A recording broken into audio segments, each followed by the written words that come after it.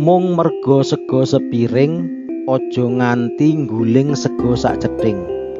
Mung merga banyu sak cipratan, aja nganti utah banyu sak padasan.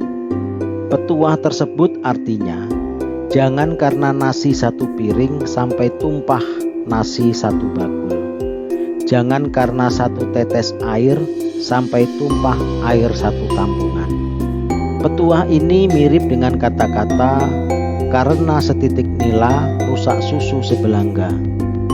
Pesan yang tersirat dalam petuah itu adalah keharusan agar kita menilai dan melakukan sesuatu itu secara objektif dan penuh perhitungan. Jangan sampai kesalahan-kesalahan kecil merusak rencana besar yang sudah dibuat.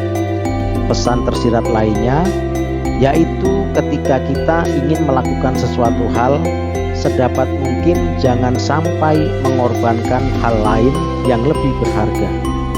Contoh paling mudah untuk memahami petuah ini, yakni orang yang senang berjudi. Demi mimpinya mengharapkan untung besar, pejudi rela menghabiskan semua simpanan hartanya.